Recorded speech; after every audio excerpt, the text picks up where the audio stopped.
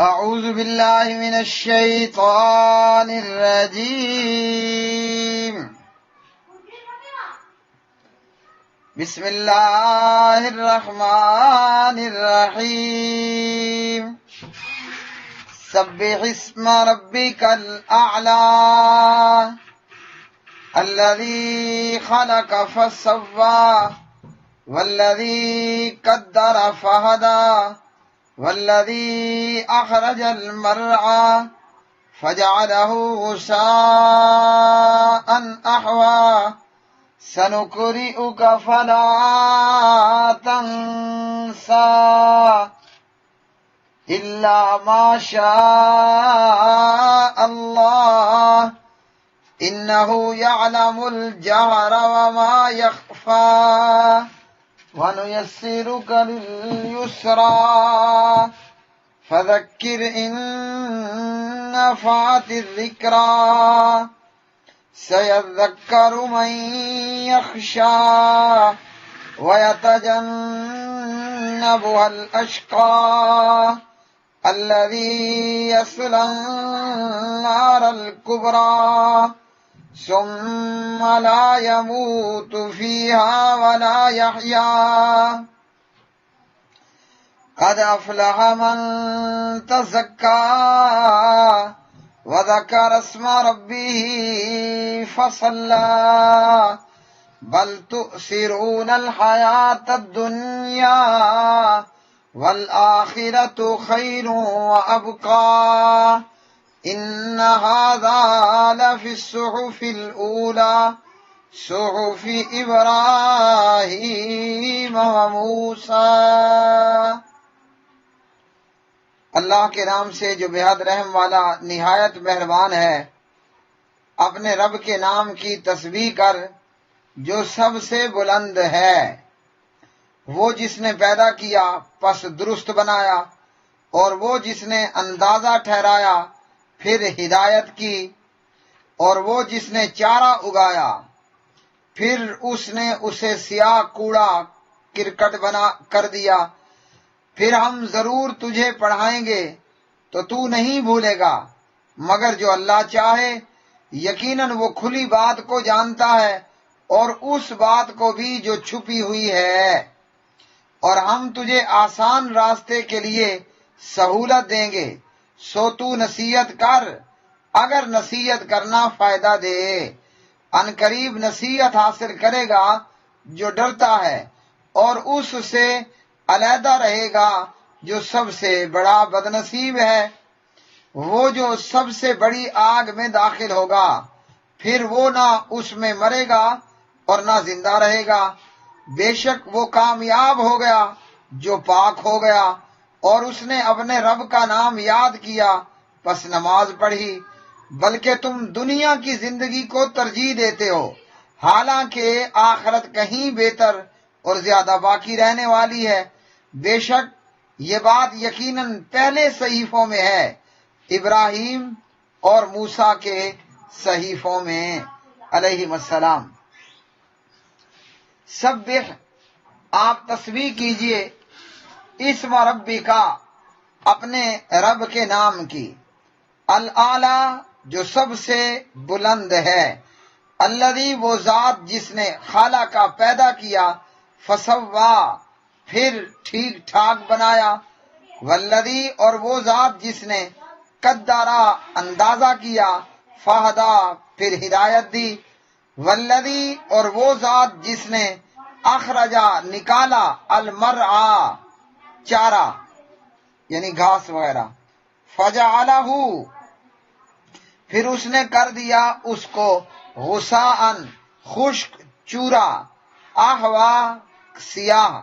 سنقرئک ان قریب ہم پڑھائیں گے آپ کو فلا پھر نہیں آپ بھولیں گے الا سوائے اس کے ما جو شاء چاہے اللہ اللہ. انہ بلا شبہ وہ یعلم جانتا ہے الجہرا ظاہر کو وما اور جو یخفا چھپا ہے. وَنُيَسِّرُكَ اور ہم توفیق دیں گے آپ کو لیل یسرا آسانی کی.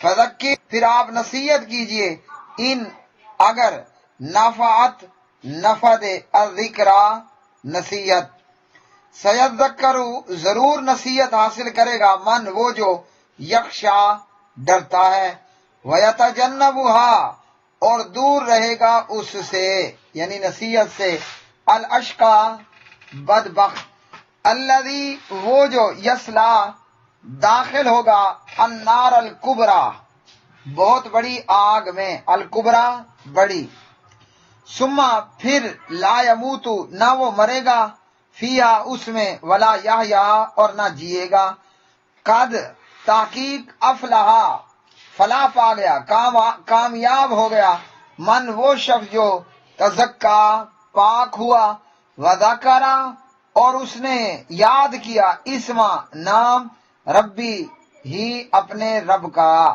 فصلی پھر اس نے نماز پڑھی، بلکہ تؤثرون تم ترجیح دیتے ہو، الحیات الدنیا حیات دنیا کو، والآخرۃ جبکہ آخرت، خیر بہت بہتر، وابقا اور زیادہ پائیدار ہے، انا بلا شبہ، ہذا یہ بات، لفی الصحف الاولی البتہ پہلے صحیفوں میں ہے، فی میں الصحف صحیفہ کی جمع صحیفے، الاولی پہلے، صحفی ابراہیم و موسیٰ ابراہیم اور موسیٰ علیہ السلام کے صحیفوں میں۔ پیارے بھائی اور میری بہنوں اور میرے شاگردوں اور شاگردیوں، سورۃ الاعلی، اللہ سبحانہ و تعالیٰ نے اس سورہ مبارکہ میں بیان فرمایا اپنے رب کے نام کی تسبیح کرنی ہے جو رب سب سے بلند ہے۔ اللہ کے نام کی تسبیح کیا ہے؟ سبحان اللہ، الحمدللہ، لا الہ الا اللہ، اللہ اکبر، ہاں جی، اس طرح کی تسبیحات۔ تو اپنے رب کے نام کی تسبیح کرنی ہے۔ اب یہ تسبیح کرنی کیسی ہے؟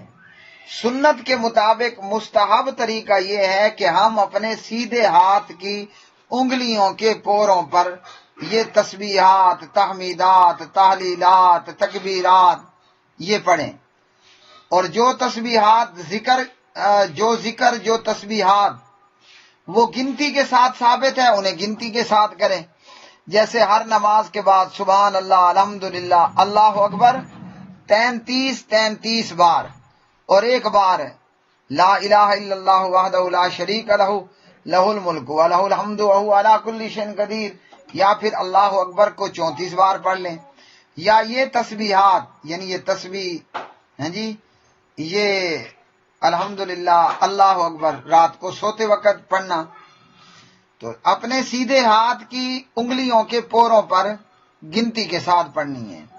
مزید جو تسبیحات ثابت ہیں اور گنتی کوئی نہیں ہے، سبحان اللہ و بحمدہ، سبحان اللہ العظیم، یا جن کی گنتیاں ہیں سبحان اللہ و بحمدہ عدد خلقی، جو صبح شام کے اذکار میں ہیں، جو اس کے علاوہ ہیں، تو یہ ہے اپنے رب کے نام کی تسبیح پڑھنی ہے۔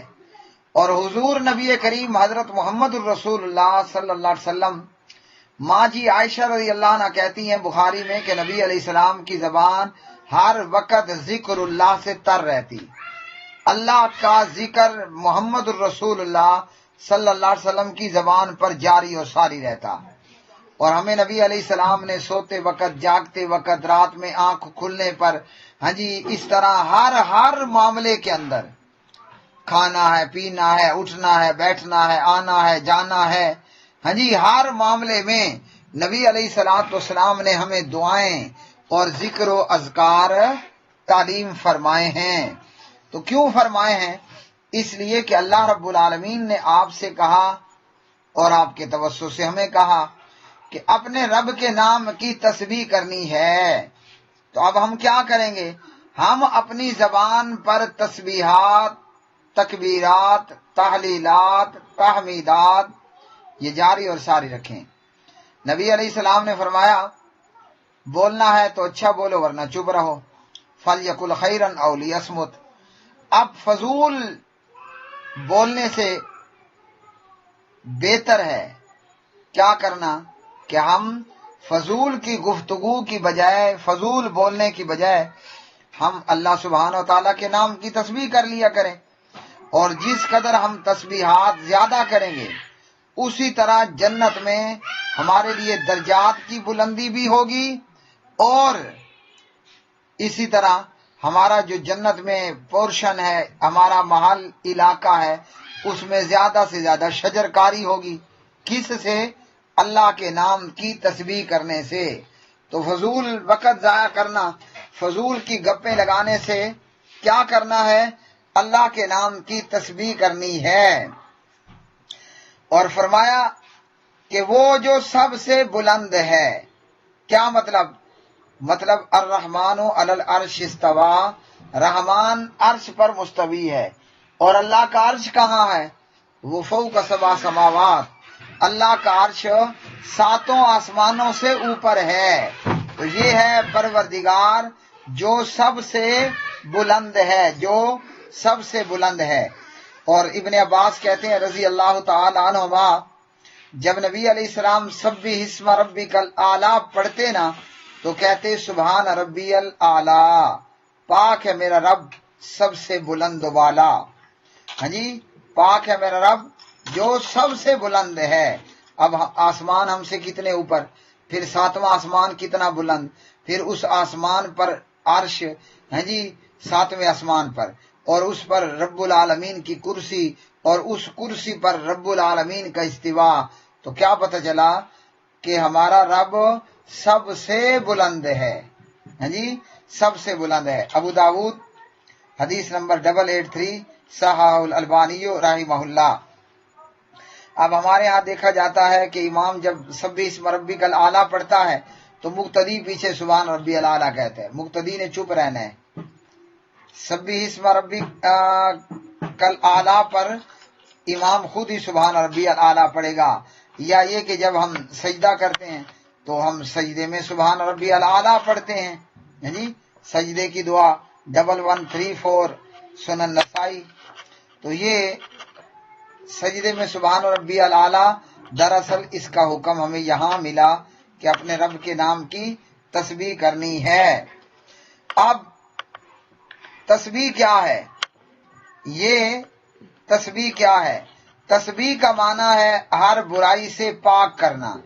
ہمارا رب بیوی سے پاک، اولاد سے پاک، اماں ابا سے پاک، کمزوریوں سے پاک، تھکنے سے پاک، نیند سے پاک، اونگنے سے پاک، ہے جی، جیسے فرمایا نا لا تاخذ سنۃ ولا نوم، جیسے فرمایا لم یلد ولم یولد، جیسے فرمایا ولم تکن لہ صاحبہ، ہے جی۔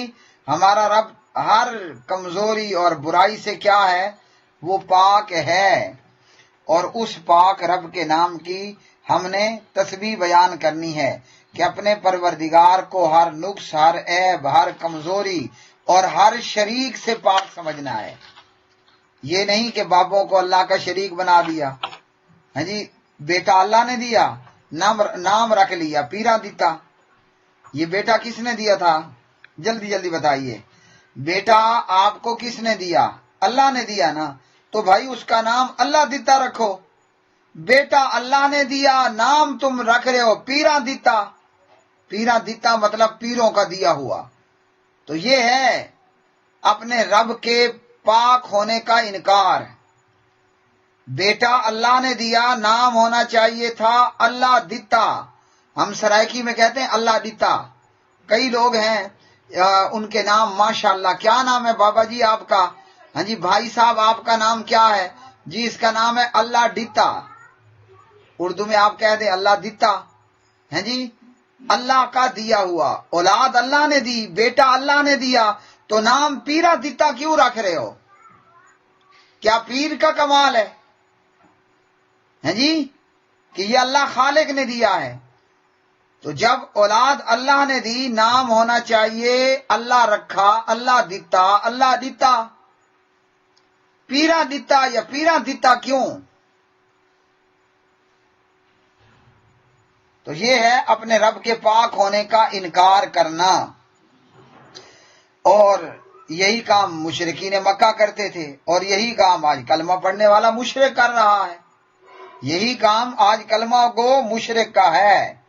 اور اپنے رب کو پاک ماننا، پاک سمجھنا، پاک تصور کرنا کہ ہر کمزوری، عیب اور برائی سے وہ پاک ہے۔ اپنے رب کو ایسے الفاظ کے ساتھ اس طریقے پر نہیں بلانا کہ جس سے پروردگار کی توہین ہوتی ہو۔ اللہ پروردگار کی توہین ہوتی ہو، یا اللہ کی صفات اللہ کی مخلوق کو نہیں دینی۔ اور وہ رب جس نے پیدا کیا اور درست بنایا۔ پیدا کرنے والا کون ہے؟ خالق اللہ ہے۔ عبادت کس کی ہونی چاہیے؟ مخلوق کی یا خالق کی؟ عبادت بھی خالق کی ہونی چاہیے۔ حکم بھی اسی کا مانا جائے گا۔ وہ اتنا عظیم خالق ہے کہ اس نے پیدا کیا اور درست بنایا۔ اگر اللہ رب العالمین ایک ٹانگ ایک ہاتھ کی جگہ لگا دیتا، اور ایک ہاتھ کو ایک پاؤں کی جگہ لگا دیتا، ایک کان جو ہے وہ آپ کی آنکھ کی جگہ ہوتا، اور ایک آنکھ آپ کے کان کی جگہ پر ہوتی، کیا ہوتا؟ یہ سارا سسٹم ہی بے ڈھنگم ہوتا۔ اللہ نے پانی کے قطرے سے ایسی تخلیق کی کہ بچہ پیدا ہوتا ہے، اپنے پرائے سب اش کر اٹھتے ہیں۔ سبحان اللہ جی، کیا مورت پیدا ہوئی ہے، کیا صورت پیدا ہوئی ہے۔ تو اس رب نے پیدا کیا اور درست بنایا، ہر چیز کو ٹھیک اس کی جگہ پر رکھا۔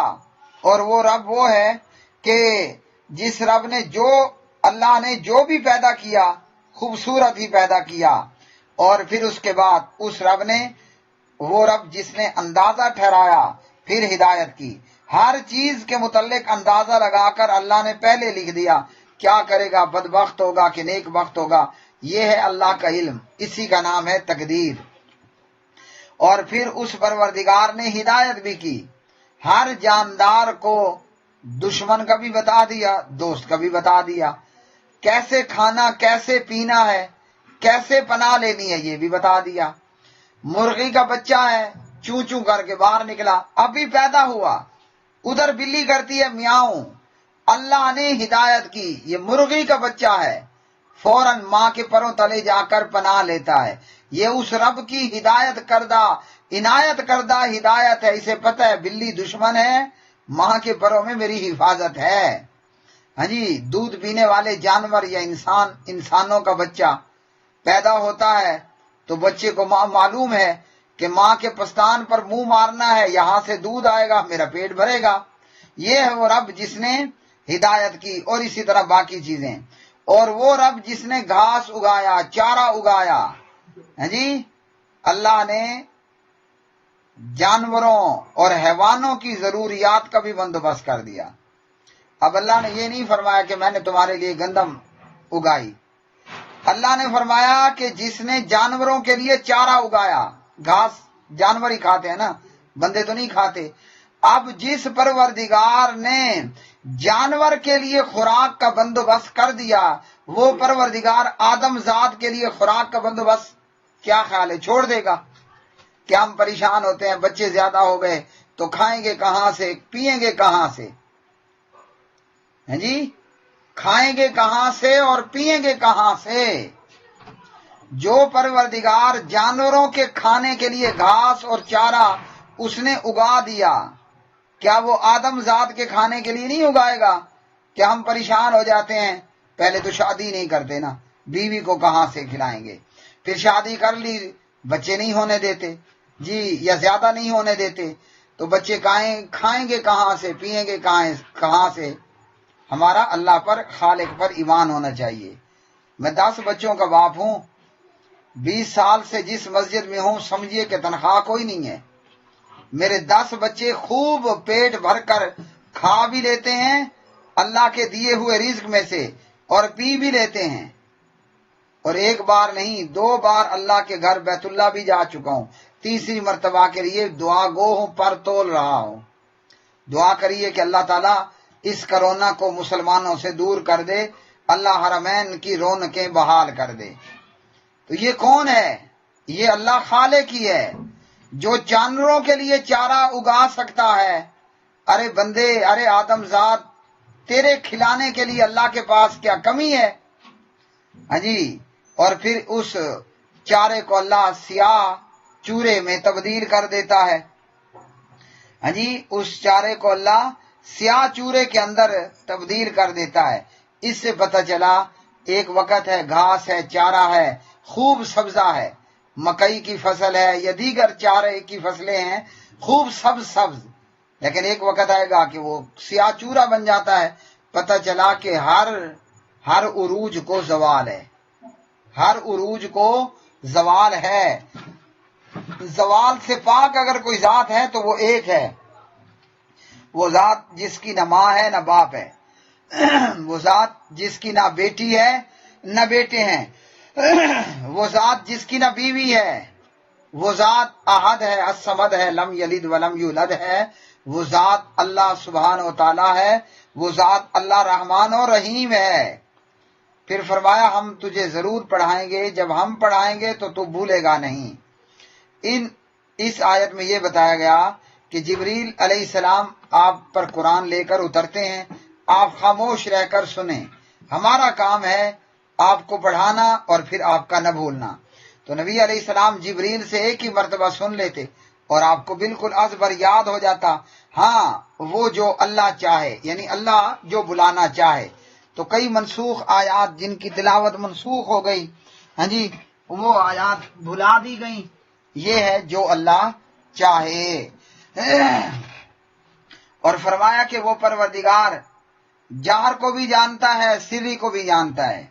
کوئی بلند آواز سے کچھ کہے یا سرگوشیوں میں کچھ کہے، کوئی کھلے میدان میں کچھ کرے یا بند کمروں میں کچھ کرے، اللہ تعالیٰ سب کچھ جانتا ہے۔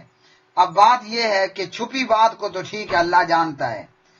کوئی بندہ جہرن سر عام کچھ کہہ رہا ہے، سر عام کچھ کر رہا ہے، وہ تو ہم بھی جانتے ہیں، پھر اللہ کا کیا کمال ہوا؟ کوئی چھپ کر کہے یا چھپ کر کچھ کرے، وہ تو ٹھیک ہے، اللہ جانتا ہے۔ لیکن جو کوئی اعلانیہ کچھ کہے، اعلانیہ کچھ کرے، وہ تو باقی لوگ بھی جان رہے ہوتے ہیں کہ کھلے عام یہ کر رہا ہے، یہ کہہ رہا ہے۔ اللہ کا کیا کمال ہے؟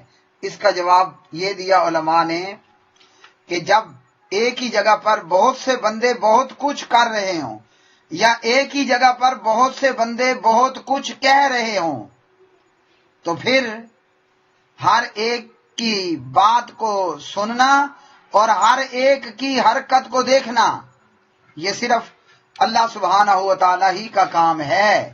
کوئی کہے کہ جناب آج کل سی سی ٹی وی کیمرے ہیں تو کیمرے میں ہم سب کچھ دیکھ لیتے ہیں، کیمرے میں بھی یہ ہوگا، ادھر نظر ہے تو ادھر نہیں ہے، کیمرہ گھوم رہا ہے، لیکن ہم جب دیکھ رہے ہیں تو جو ایک کو دیکھ رہے ہیں دوسرے کو ہم نہیں دیکھ پا رہے ہوتے۔ تو یہ کون ہے؟ سری اور جاری کا جاننے والا، یہ اللہ وحدہ لا شریک ہے۔ تو اس لیے ہم چھپ کر کچھ کہیں یا کریں یا کھلے عام کچھ کریں اور کچھ کہیں، وہ اللہ سبحانہ و تعالی جانتا ہے۔ اور پھر فرمایا کہ آپ نصیحت کریں اگر نصیحت فائدہ دے۔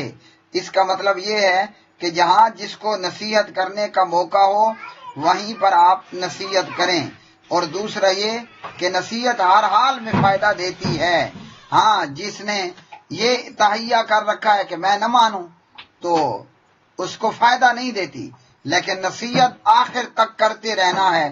جس طرح پیغمبروں نے قوم پر عذاب آنے سے پہلے تک نصیحت کرنا جاری رکھا، اور جو نصیحت حاصل کرے گا وہ وہی ہوگا جو ڈرنے والا ہے، اور جو نصیحت سے انکار کرے گا وہ وہی ہوگا جو بد نصیب ہوگا، اور بد نصیب اور نصیحت قبول نہ کرنے والا وہ جہنم میں، جو بہت بڑی آگ ہے، اس میں داخل ہوگا۔ جہنم کی آگ دنیا کی آگ سے 69 گنا 69 گنا زیادہ بڑی آگ ہے، اور اس جہنم میں کافروں مشرکوں کے لیے، جہنمیوں کے لیے نہ اس میں موت ہوگی نہ اس میں زندہ رہنا ہوگا۔ مطلب جہنمیوں کو موت نہیں آئے گی، اور زندگی بھی ہوگی تو ایسی زندگی کہ اس سے مر جانا بہتر ہے، لیکن جہنمیوں کو نہ جنت میں جہنمی لوگ مریں گے اور نہ اس میں وہ زندہ رہیں گے۔ ہاں، جو شخص پاک ہو گیا وہ ضرور کامیاب ہو گیا۔ کس بات سے پاک ہو گیا؟ کفر و شرک کو چھوڑ دیا، ہاں جی، اور فرمایا کہ اس نے نمازیں بھی ادا کر لی۔ تو نجات کس کو ملے گی؟ موحد بھی ہو اور نمازی بھی ہو۔ موحد نہیں، نمازی نہیں، جہنم میں گیا، یا نمازی ہے اور موحد نہیں، گیا جہنم میں۔ کامیابی کے لیے اللہ نے دو باتیں ذکر کر دی ہیں، موحد ہونا چاہیے، نمازی بھی ہونا چاہیے۔ بے نمازی ہلاک ہو گیا، مشرک ہلاک ہو گیا، اور فرمایا تم تو دنیا کو ترجیح دیتے ہو، آخرت کو چھوڑ دیتے ہو۔ ہاں جی، دنیا کو ترجیح کیا ہے؟ آذان سننے کے باوجود کہتا ہے میں اہل حدیث ہوں۔ اچھا، کہتا ہے میں اہل سنت ہوں۔ نماز پڑھتے ہو؟ نہیں جی، نماز تو نہیں پڑھتا، کبھی پڑھ لیتا ہوں کبھی چھوڑ دیتا ہوں۔ کہتا ہے میں اہل سنت ہوں اور ہوں میں اہل حدیث، نماز پڑھنے کیوں نہیں آئے؟ جناب 4 بجے نماز پڑھنے کون آئے؟ بڑی گرمی ہے۔ کہتا ہے میں مسلمان ہوں، نماز پڑھنے کیوں نہیں آئے؟ میرے مہمان آئے ہوئے تھے، میں اس لیے نماز پڑھنے نہیں آ سکا۔ تو قرآن نے بتا دیا لوگو سن لو اور سمجھ لو اور ہدایت حاصل کر لو، کامیاب ہونے کے لیے ضروری ہے موحد ہونا، اللہ اکیلے کو پوجنا، اللہ کو بے نیاز سمجھنا، اللہ کو اولاد اور ماں باپ اور بیوی سے پاک سمجھنا، اکیلے اللہ کی عبادت کرنا، قبر پر یا بت کے آگے نہ جھکنا، بہاول حق بیڑا دھک نہ کہنا، بری بری امام بری میری کھوٹی قسمت کھردے کری یہ نہ کہنا، میں لجپالاں دے لڑ لگے ہاں میرے کو غم پرے رہندے یہ نہ کہنا۔ موحد ہو اور نمازی ہو تو کامیابی ہے، ورنہ بربادی ہے، بربادی ہے۔ وآخر دعوانا الحمدللہ رب العالمین۔